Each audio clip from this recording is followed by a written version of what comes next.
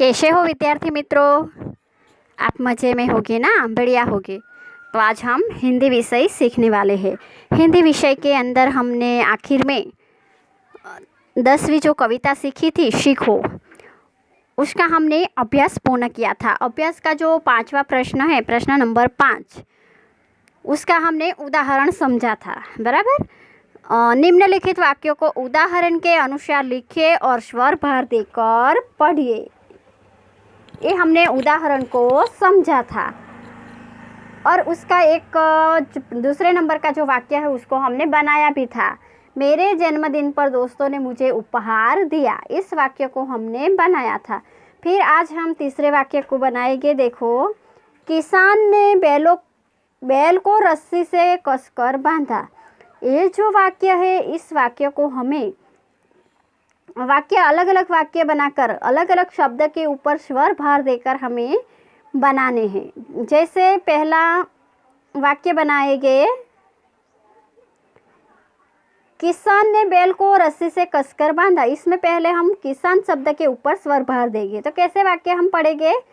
किसान ने बैल को रस्सी से कसकर बांधा, मतलब किसान शब्द के ऊपर हम स्वर भार देंगे। तो उसका मतलब क्या होगा कि किसान ने ही और किसी ने नहीं बैल को रस्सी से कसकर बांधा। किसने?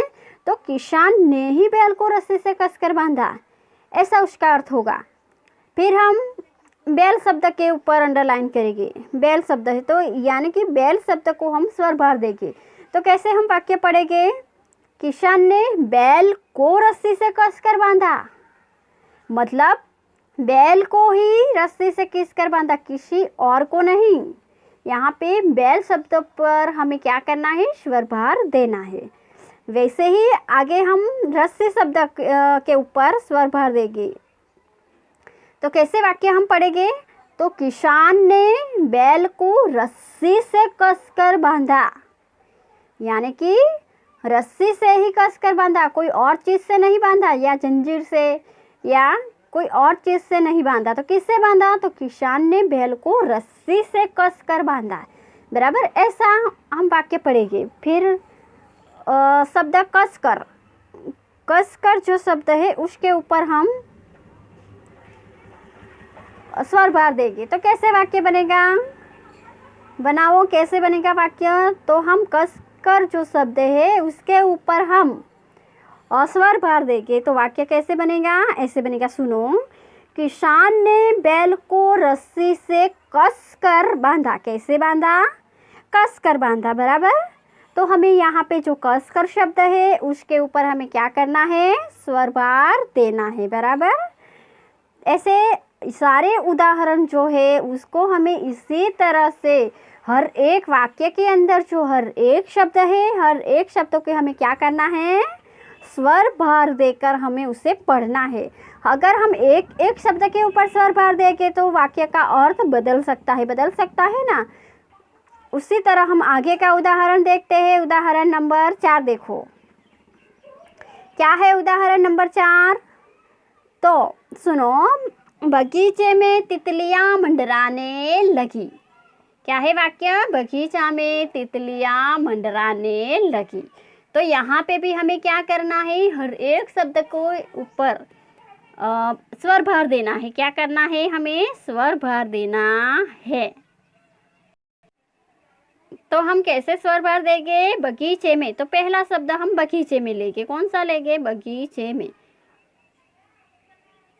बगीचे में।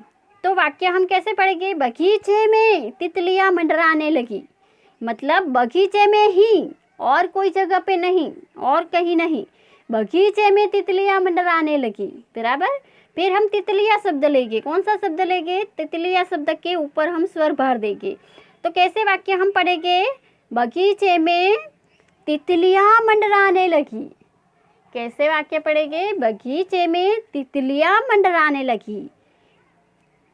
तो यहाँ पे हम कैसा अर्थ निकालेंगे? तो तितलियां ही, बगीचे में तितलियां ही मंडराने लगी, और कोई मंडराने नहीं लगा। कौन? तो तितलियां ही मंडराने लगी, बराबर। फिर मंडराने शब्द आएगा, मंडराने। तो हम वाक्य कैसे बनाएंगे? तो बगीचे में तितलियां मंडराने लगी, बगीचे में तितलियां मंडराने लगी। तो अर्थ इसका क्या निकलेगा? बगीचे में तितलियां मंडराने ही लगी और कुछ करने नहीं लगी कि उड़ने लगी।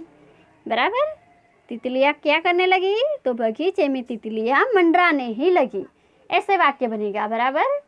फिर आगे 5वां वाक्य है, मैं कल रामपुर गया था। तो यहाँ पे पहला शब्द लेके हम मैं जो शब्द है उसके ऊपर हम स्वर भर देंगे। मैं कल रामपुर गया था। तो मैं ही गया था और कोई नहीं, इसका अर्थ निकलेगा। क्या अर्थ निकलेगा? मैं ही गया था और कोई नहीं गया था। फिर शब्द हम लेंगे, कौन सा शब्द लेंगे? तो कल शब्द लेंगे।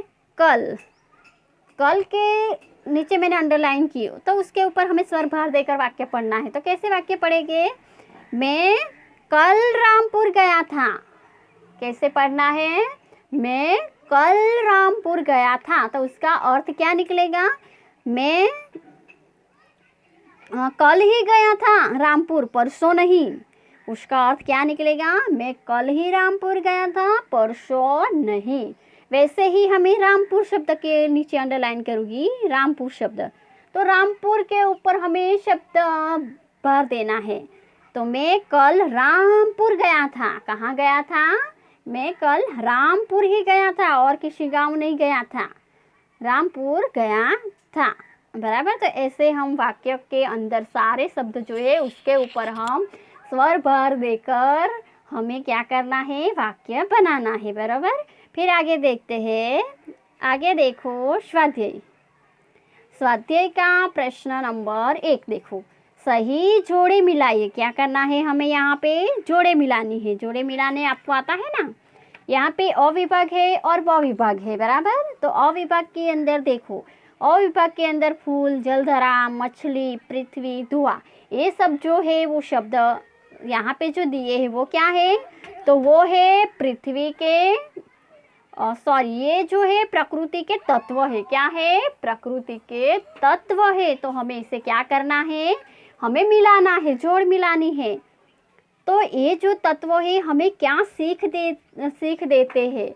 तो उससे हमें जोड़ना है, मिलाना है। बराबर। तो देखो, पहला फूल जो है, तो फूल से हमें क्या सीख मिलती है? फूल हमें क्या सिखाता है?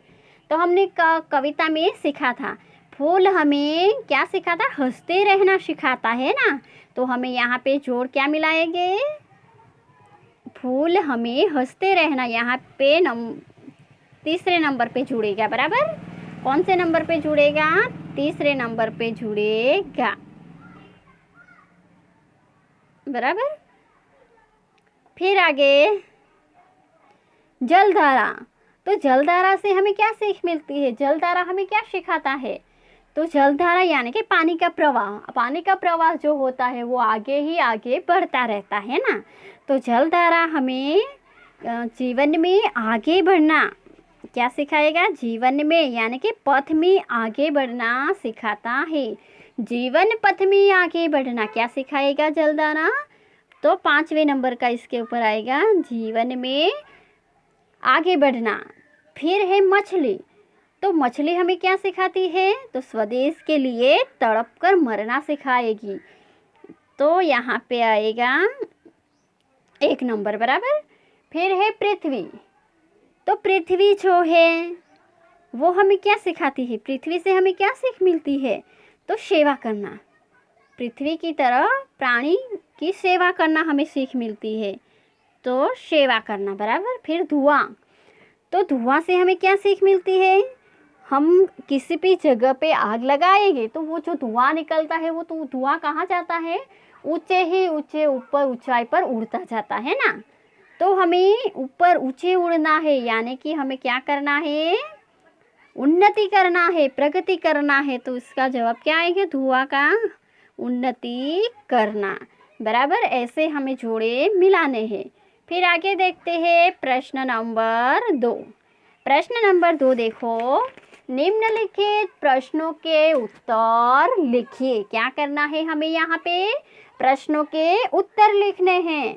तो देखो पहला प्रश्न क्या है, दुख में हमें क्या करना चाहिए। दुख में हमें क्या करना चाहिए, तो दुख में हमें हिम्मत नहीं हारनी चाहिए, दुख में हमें धीरज रखनी चाहिए। क्या करना चाहिए, हमें हिम्मत नहीं हारनी चाहिए और हिम्मत से काम लेना चाहिए, धीरज रखनी चाहिए। फिर प्रश्न नंबर 2 देखो, सूरज की किरणों से हमें क्या सीख मिलती है। तो जो सूरज है उसकी जो किरणें हैं, तो वो किरणों से हमें क्या सीख मिलती है। तो सूरज की जो किरणों है वो हमें क्या सीख देती है, तो स्वयं जागकर दूसरों को भी जगाना चाहिए। क्या सीख मिलती है हमें, खुद भी यानी कि स्वयं भी हमें जागना चाहिए और दूसरों को भी जगाना चाहिए। फिर आगे का प्रश्न देखो, प्रश्न नंबर 3 देखो दिखाई दे रहा है। देखो क्या है प्रश्न नंबर 3, तो कोमल भाव बहाने की सीख हमें कौन देता है। तो हमने आगे देखा कविता में क्या सीखा हमने, कोमल भाव बहाने की सीख हमें किससे मिलती थी। तो कोमल भाव बहाने की सीख हमें हवा के झोंकों से मिलती थी। किससे मिलती थी, हवा के झोंकों से। फिर आगे का प्रश्न देखो, प्रश्न नंबर 4 क्या है। प्रश्न नंबर 4, अंधेरा कौन करता है। तो अंधेरा सूरज ढलने से अंधेरा होता है और अंधेरा कौन हरता है। यहाँ पे प्रश्न है अंधेरा कौन हरता है, यानी कि अंधेरा कौन छीन लेता है। तो दीपक जो है वो, दीपक क्या करेगा, दीपक उजाला फैलाकर अंधेरा गायब कर देगा ना। तो हम उसका जवाब कैसे लिखेंगे, तो दीपक उजाला फैलाकर अंधेरा हरता है। हमें ऐसे उसका जवाब लिखना है। आगे देखो प्रश्न नंबर 3, प्रश्न नंबर 3 दिखाई दे रहा है। चलो सूचना पढ़ो। प्रश्न नंबर 3 की सूचना क्या है, कविता में से निम्नलिखित भावार्थ वाली पंक्तियां ढूंढकर लिखिए। कैसी पंक्तियां हमें ढूंढनी है कविता से। चलो मित्रों, तो आगे देखो प्रश्न नंबर 3 हमने क्या देखा। प्रश्न नंबर 3 के अंदर तो कविता में से हमें क्या ढूंढना है, भावार्थ वाली पंक्तियां ढूंढनी है। तो आप कविता में देखो जो भावार्थ वाली पंक्तियां है वही हमें ढूंढकर लिखनी है और उसका भावार्थ भी आपको लिखना है। तो पहली पंक्ति यहाँ पे देखो क्या है, ये पहली पंक्ति, सुख हो या दुख हो हमें हमेशा हंसते रहना चाहिए। तो ये जो पंक्ति है, हमें इस पंक्ति के अंदर से हमें क्या भावार्थ मिलता है, क्या सीख मिलती है, वो हमें क्या करना है, यहाँ पे लिखना है। तो आपने कविता जब सुनी, पढ़ी या सार सीखा, तो उसका सार जो है वो आपको लिखना है। तो इस पंक्ति से हमें क्या सीख मिलती है, तो सुनो, इस पंक्ति से हमें यहाँ सीख मिलेगी कि फूलों से नित हंसना सीखो। क्या लिखना है आपको, फूलों से नित हंसना सीखो। फिर आगे की पंक्ति है पंक्ति नंबर 2। पंक्ति नंबर 2 के अंदर हमें क्या लिखना है, हमें हर एक प्राणी की सेवा करनी चाहिए। तो इस भावार्थ जो है, तो भावार्थ वाली पंक्ति हमें क्या करना है, ढूंढनी है। तो ये भावार्थ वाली पंक्ति किस में मिलेगी हमें, तो ये पंक्ति में हमें लिखना है कि हमें हर एक प्राणी की सेवा करनी चाहिए, बराबर। फिर आगे देखो तीसरा जो भावार्थ वाली है पंक्ति, हमें सदैव प्रगति करनी चाहिए। ये जो भावार्थ है कौन सी पंक्ति से आता है, तो ये जो भावार्थ है, ये दुए से सीखो हरदम ऊंचे ही पर चढ़ना, ये पंक्ति हमने सीखी थी। ये पंक्ति है, इसका भावार्थ यहाँ पे हमें दिया है, बराबर। फिर आगे देखो चौथी पंक्ति का जो भावार्थ हमें यहाँ पे क्या दिया है, हमें सबसे हिल मिल कर रहना चाहिए। तो ये जो भावार्थ है, ये भावार्थ कौन सी पंक्ति में हमें मिलता है, तो दूध तथा पानी से सीखो मिलना और मिलाना, बराबर। कौन सी पंक्ति से हमें मिलेगा ये भावार्थ, तो दूध तथा पानी से सीखो मिलना और मिलाना, बराबर। ये पंक्ति से हमें ये भावार्थ मिलता है। फिर आगे देखेंगे प्रश्न नंबर 4, कविता में से संज्ञा, विशेषण और क्रिया वाले शब्द ढूंढकर लिखिए। क्या करना है आपको, कविता जो है, कविता में से संज्ञा भी ढूंढनी है, विशेषण और क्रिया वाले जो शब्द है उसको हमें ढूंढकर यहाँ पे लिखना है। बराबर, क्या करना है, हमें यहाँ पे लिखना है। तो पहला संज्ञा का बॉक्स दिया है, उसके बाजू में हमें विशेषण दिया है और क्रिया दी है, दिखाई दे रहा है आपको। तो जैसे यहाँ पे हमें क्या दिया है, सूरज। बराबर, क्या दिया है, सूरज। ये जो शब्द है कविता का शब्द है, तो सूरज है, ये वो सूरज शब्द जो है वो संज्ञा है। बराबर, और दूसरा जो हमें वैसा ही संज्ञा ढूंढनी है और विशेषण यहाँ पे सच्चा, सच्चा दिया है वो विशेषण है। गाना है वो क्रिया है। बराबर, गाने की क्रिया। वैसे ही हमें दूसरी संज्ञा ढूंढनी है, दूसरा विशेषण ढूंढना है और दूसरी क्रिया भी हमें ढूंढनी है। तो हम कौन कौन से संज्ञा ढूंढ सकते हैं कविता में से, तो फूल, फूल, भंवरा, फिर पेड़, फिर हवा, पृथ्वी, मछली, मछली, दीपक, दुख, धुआं, भाव, अंधेरा, ये सब क्या है, ये सब संज्ञाएं है। बराबर, और विशेषण भी बहुत सारे हैं। विशेषण कौन कौन से है, तो कोमल, कोमल, कोमल जो है वो क्या है, तो विशेषण है। फिर ऊंचा, धुआं ऊंचा उड़ता है, तो ये क्या है, विशेषण है। फिर हमें क्रिया ढूंढनी है, तो क्रिया कौन कौन सी है, तो चढ़ना, ये एक क्रिया है। फिर गले लगाना, बढ़ना, झुकना, बढ़ना, झुकना, गले लगाना, जागना, ये सब क्या है, तो ये सब है क्रिया है। क्या है, क्रिया है। तो हमें इसी तरह संज्ञा, विशेषण, क्रिया ढूंढकर यहाँ पे लिखनी है। फिर आगे देखते हैं प्रश्न नंबर 5। प्रश्न नंबर 5 के अंदर देखो, सूचना। आपने उपरोक्त कोष्टक में विशेषण, क्रिया के जो शब्द लिखे हैं उनका वाक्य प्रयोग कीजिए।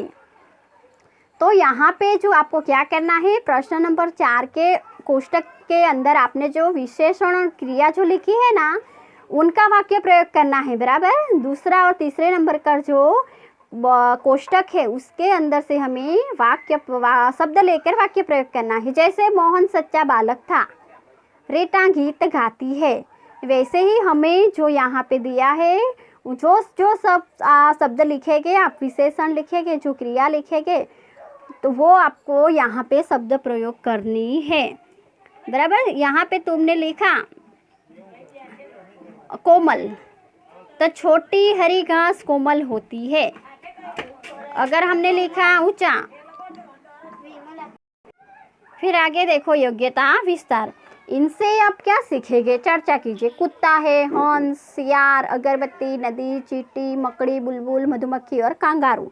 तो हमें इससे क्या सीख मिलती है, तो कुत्ता जो है वो वफादारी सिखाएगा, हंस है वो निरीक्षण विवेक का हमें ज्ञान कराएगा, सियार जो है वो चतुराई का, बुलबुल जो है वो मधुर गान करती है, मधुमक्खी जो हो बहुत मेहनत करती है, परिश्रम सिखाएगी, अगरबत्ती है वो परोपकार सुवास फैलाना सिखाएगी, नदी जो है वो अविरत आगे बढ़ना सिखाएगी, चींटी भी परिश्रम करना सिखाएगी, मकड़ी सतत प्रयास करना सिखाएगी, कांगारू जो है वो मातृ प्रेम सिखाएगी। बराबर, फिर आगे है, क्या तुम अपने आसपास की चीज़ों से भी कुछ सीख सकते हो, यदि हाँ तो लिखो कि किससे क्या सीखोगे, तो वो आपको लिखना है। फिर आगे है, कविता में किसी न किसी से कुछ न कुछ सीख लेने की बात की गई है।